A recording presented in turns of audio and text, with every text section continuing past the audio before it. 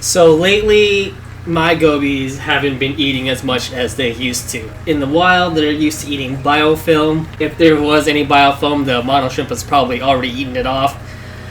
So I've been trying to feed them flakes, fed them whatever I could, but some of them still look a little bit skinny.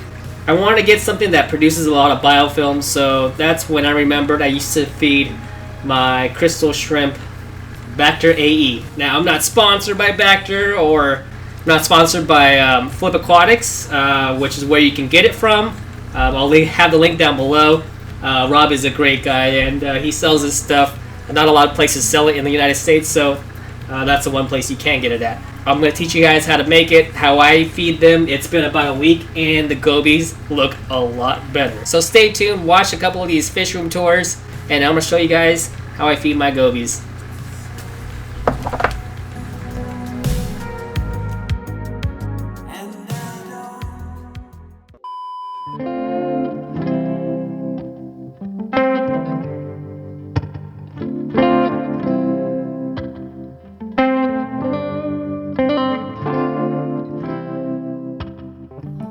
My name is Travis Greger. I'm from St. Paul, Minnesota. Welcome to my aquarium. This is a 125-gallon Planet tank with a DIY LED light that I built from Rapid LED.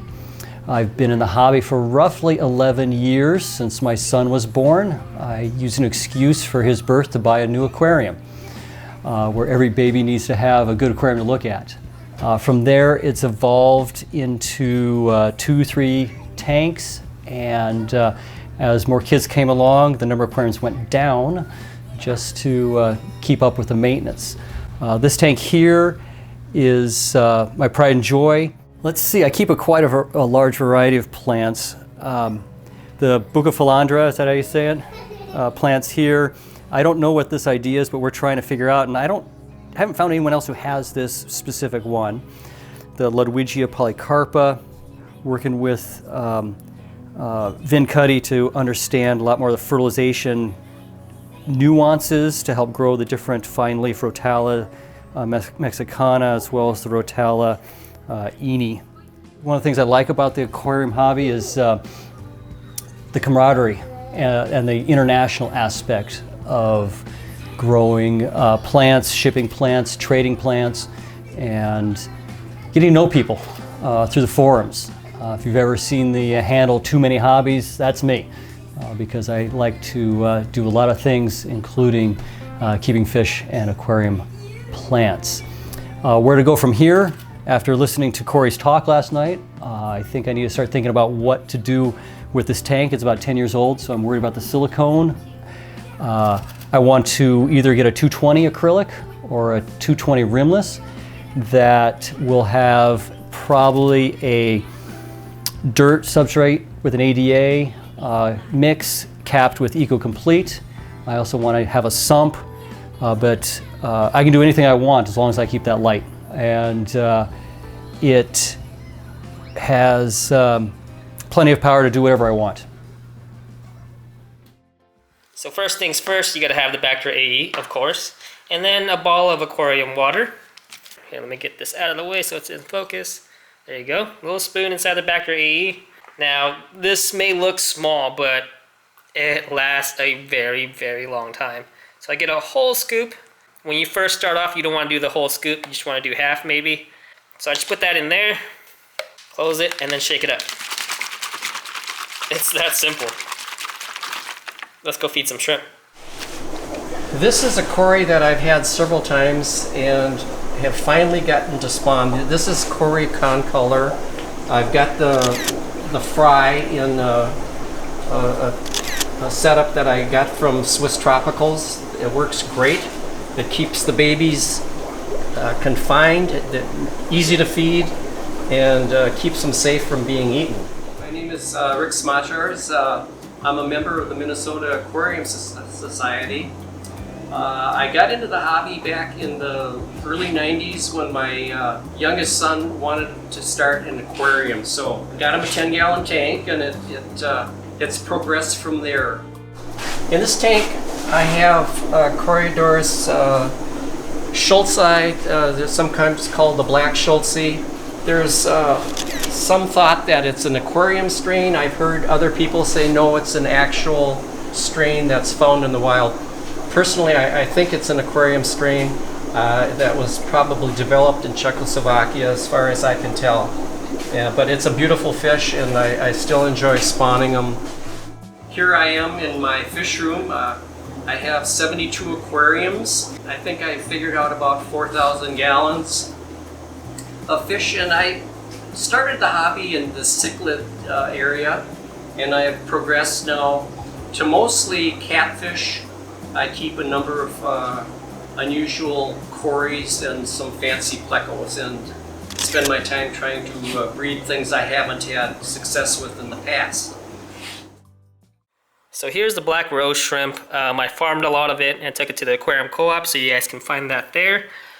We have the Bacter AE in this bottle right here, and I'm going to show you how easy it is to feed. Got to open up this hood, and you just basically pour it, just like that. And it has amino acids in there, enzymes, and it's supposed to make the water quality better for the shrimp. You'll find that it just takes over the wood and just covers it and all the plants and stuff, and all the babies will be out in no time. And that's how easy it is to feed that. So I'm going to take this and feed the rest of it to my gobies. I don't know why that took so long to say.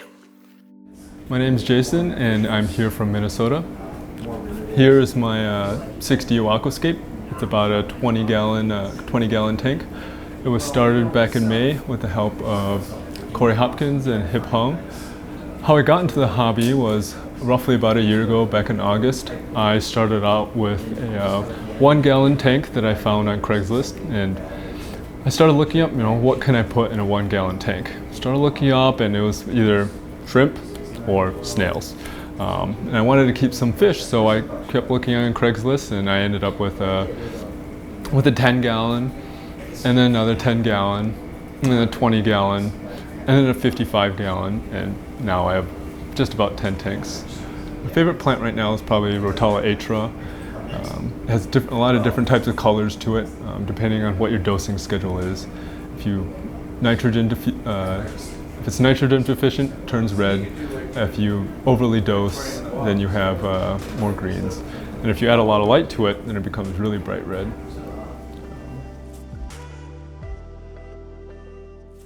So here's the goby tank. You guys also know it as the pseudo-mughal tank. And there's a bunch of shrimp in here, cherry shrimp, Amano shrimp. There's an actually really good red cherry right there. But we'll feed this thing. It benefits everybody. Look at that. Amazing. Even the pseudo-mughals can take a snack at it. So simple as 1, 2, 3. All right, I'm here at Zeke's place. He's 17 years old, about to go to college, but he has this wonderful farm tank I wanted to film. And I'm not gonna show him on camera, but I'm gonna have him go through all these plants in a matter of 1 minute and 30 seconds. This is his farm tank with the CO2 bubble counter that's going about 5 to 6 bubbles a second. Can't really put any fish in here because they'll suffocate. I'm gonna ask him for that mini pellier right there and maybe a few other things. Gotta bring home a plant to Bentley. But I'm gonna give him 1 minute, 30 seconds to name as much plants as he can. Ready, and go.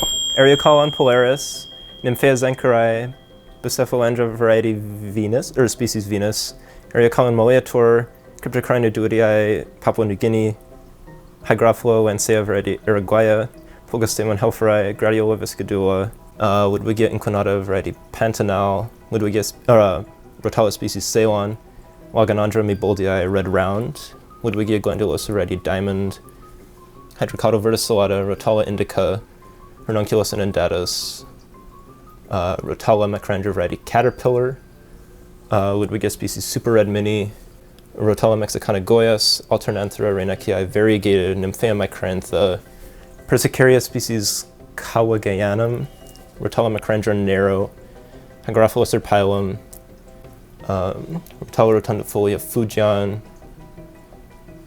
Windernia rotundifolia, Rotala species Inni, Rotala wallichi, Woodwigia ex lacustris, Nymphea gardneri variety Santarum, Iliocaris acicularis, Rotella macrandra green, Rotella macrandra, what do we get? Setioides, Ricardia comedrifolia, Plagioculaceae species Cameroon, Anubia sinena variety Pinto, Vesicularia ferrii, and I think that's about all you can see from the front.